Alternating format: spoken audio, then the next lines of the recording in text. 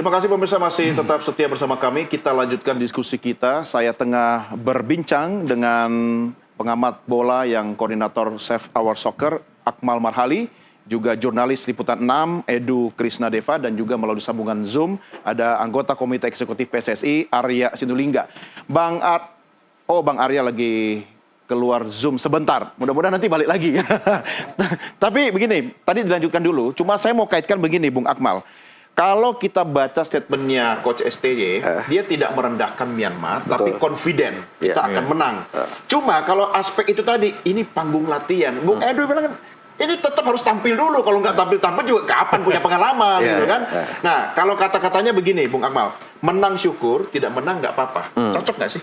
Ya, kalau kita logis dengan realitas yang ada, ya kita harus memberikan dukungan kepada tim muda ini untuk bisa menampilkan permainan terbaik. Kalau istilah saya main lepas saja gitu kan. Karena memang sejatinya kalau kita menurunkan skuad utama ini, momentum tahun ini kita untuk juara Piala AFF. 28 tahun Piala AFF digelar, kita belum pernah juara. Belum pernah ya? Ya kan, 6 kali runner up. Bandingkan dengan Thailand yang 7 kali juara, kemudian ada Singapura yang 4 kali juara. Orang banyak yang menganggap Singapura 4 kali juara AFF tidak ada artinya karena tidak main di Piala Asia. Padahal sebenarnya Singapura pernah main di Piala Asia juga gitu kan. Pada 1980, kemudian 2 Vietnam 2 kali juara, Malaysia 1 kali juara. Kita 6 kali runner up, terakhir runner up bersama Sintayong pada 2021. Dan terakhir Sintayong menangani timnas ini kita sampai semifinal karena kalah 0-2 agregat dari Vietnam.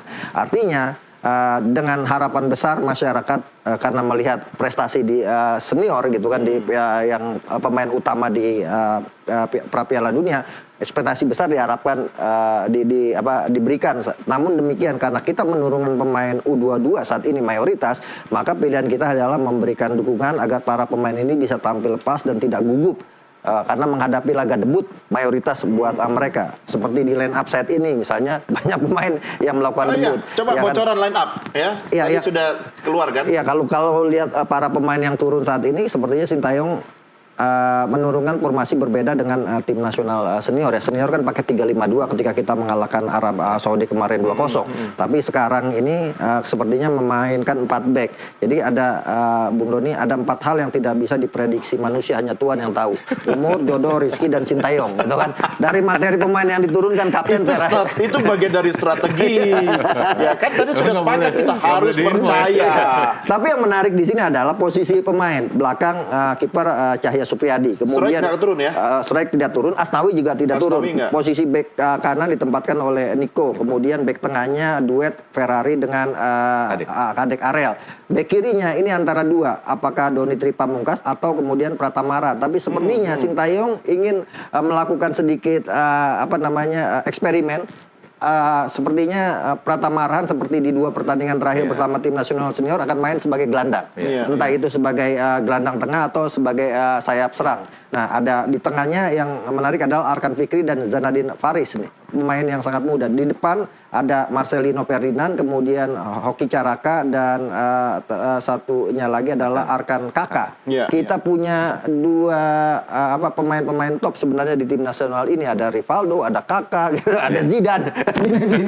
Sebenarnya kita harus pede nih. Ada pemain-pemain top di materi pemain kita. Yang saya agak ragu sebenarnya di lini tengah, gitu kan. Dengan Arkan Fikri dan juga Zinedine Faris ini kan agak muda nih, pemain-pemain sangat muda. Nah, kalau kita bisa menguasai lini tengah, saya pikir kita akan bisa memberikan tekanan kepada Myanmar. Namun kalau kemudian lini tengah ini tidak berfungsi, saya melihat Arkan Fikri akan dijadikan sebagai gelandang pengangkut air di sini untuk mengawal sebagai gelandang yang bertahan pertama kali dan juga mengatur serangan pertama kali. Nah, kalau dia bisa berfungsi dengan baik, maka kemungkinan strategi Sintayong akan berjalan. Tapi ini menarik.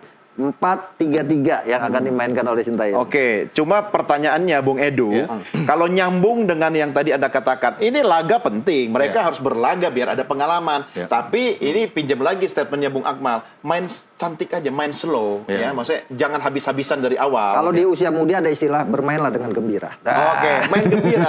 SSB itu. Tapi ingat, mereka kan juga harus membuktikan ini ajang mereka untuk menunjukkan bahwa mereka prestasi bisa gitu kan. Bagaimana meramu itu dengan formasi yang tadi dikatakan Bung Akmal itu? memang dalam tanda kutip sialnya kita tandang dulu gitu. Kalau jangan bilang sial dulu deh. dalam undiannya itu memang tidak ya? menguntungkan kita tandang dulu. Kalau kita main kandang nih akan lebih kan support dari pendukung kita di sini akan memberikan kemampuan yang lebih baik. Tapi saya kira itu pun harus dihadapi bagaimanapun ya. Tapi kalau memang tadi line up itu benar seperti yang disebutkan Bung Akmal tadi, memang memang baru itu ya. Seperti Zaidan, kemudian juga Arkan Kakak ini jadi debut. Tapi jangan lupa pemain-pemain ini ada beberapa, terutama Arkan Kakak ya. Dia memang tampil bagus ketika TC di Bali. Dia bikin gol ketika lawan Bali United. Kemudian Oki Caraka juga lagi bagus di Sleman, di Liga 1 sama Slemannya. Artinya pemain-pemain ini memang sudah melalui pilihan, nggak mungkin juga dia nggak tanpa pertimbangan. Jadi memang ada pertimbangan-pertimbangan, dan jangan lupa Arkan Kakak ini anaknya Purwanto, anak bapaknya ini penyerang, salah satu mantan penyerang tim nasional juga, dulu main Padang, Purwanto namanya. Jadi saya kira selain bersama Sintayong itu kan pelajaran pengalaman tuh bisa dapat dari mana-mana. Kebetulan dia bapaknya juga mantan penyerang, mantan pemain juga. Ini juga bisa menjadi... Ya, tapi bermain di lapangan yang sama, membangun chemistry dan komunikasi kan berbeda. Betul. Ya kan? Betul. Menurut Anda, Bung Edu, apa yang harus dimiliki oleh para Garuda Muda kita di sana? Selain soal mental tadi yang kita oke lah udah juara gitu. Apa yang paling utama? Ya kemauan fight ya. Karena saya tadi sebutkan bahwa ini ada kesempatan mereka untuk naik kelas ya. Dalam artian belakangan dia bermain di kelompok umur dari U19, U20, U23. Sekarang kesempatan untuk main timnas, walaupun nanti main di SEA Games juga hitungannya kan di bawah 23 juga. Tapi ini adalah kesempatan laga mereka untuk menunjukkan bahwa mereka juga layak tampil membela timnas terlepas dari usia mereka. Tadi Lamine Yamal juga umurnya kan masih muda, tapi sudah bisa tampil bagus. Nah, jadi yang diperlukan adalah kepercayaan dari masyarakat dan ya dukungan mau nggak mau ya. Kalau kita main di Solo nanti udah pasti luber itu. Cuma Bung, apa nggak sayang misalnya dengan fisik yang kita lebih prima, usia masih muda dibanding tuan rumah, kemudian kita harus main apa tadi istilahnya, main cantik, main apa? Main bahagia, main happy gitu kan. Nanti malah melempem nggak sih tiba-tiba kalau nggak hajar ya, ini kan awal. cara untuk menghindari gugup, nervous para pemain-pemain ini gitu. Bagaimanapun pemain muda debut di tim nasional itu akan menjadi pengalaman yang itu tugasnya yang senior ngawal. Iya, artinya kan cuma permasalahan kan ini banyak kan yang juniornya dibanding yang seniornya itu kan, sehingga kemudian harus ada sosok yang bisa menjadi pemimpin di lapangan. Siapa?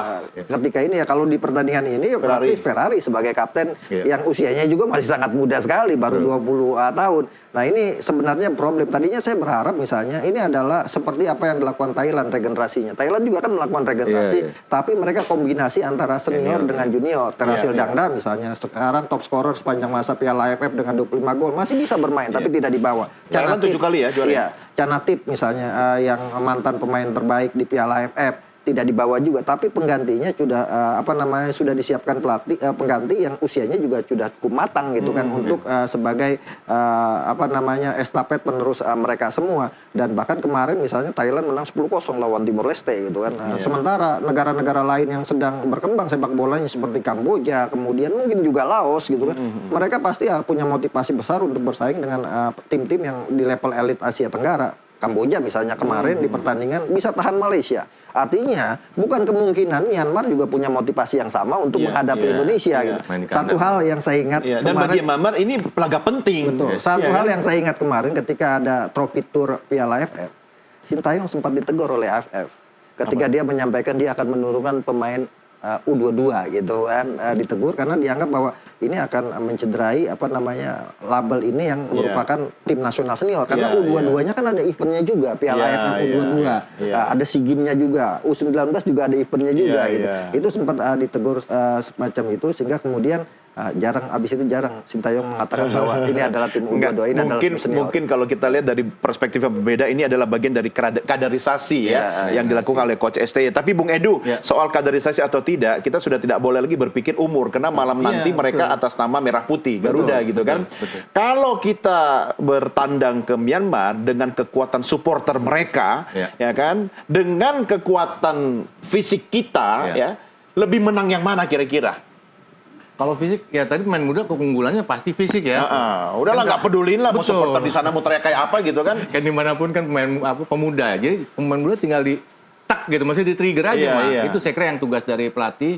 Ya bukan cuma Sintayong, dia kan ada tim ya, itu dari psikologis atau apa itu harus dibuktikan seperti Akmal tadi katakan, bahwa masalahnya kan di mental ya. Begitu dia bisa tampil santai, tampil enjoy, kemampuan terbaik mereka bisa bagus. Iya, tampil bahagia. Betul. Karena mereka kan bukan tanpa dukungan, nanti Betul. pasti ada warga negara Indonesia yang di Ada, Myanmar, iya, itu besar, iya. itu akan menjadi dukungan bagi mereka sedikit, tapi memberikan kesan yang kuat bagi mereka. Itu akan bisa membuat mereka tampil lebih baik gitu, keluar kemampuan terbaik. Karena pemain-pemain ini walaupun masih muda skillnya sangat baik. Yang saya khawatir sebenarnya satu, ketika mereka tidak tampil maksimal gugup, akhirnya jadi korban perundungan dan bullying. Dan itu pernah terjadi dengan Arkan Kakak, pernah terjadi dengan Hoki Perundungannya Caraka. lebih banyak dari kita sendiri. Inilah produk Liga 1, makanya kita kompetisi kita masih belum bagus dan sebagainya. Saya pikir ini yang harus diubah mindset dari supporter sepak bola Indonesia gitu kan. Kita boleh kritik tapi jangan kemudian membuli para pemainnya, karena bagaimanapun ini pemain-pemain masih muda. Ketika mereka masih muda ada karakter assassination gitu kan. Ini akan sangat berbahaya.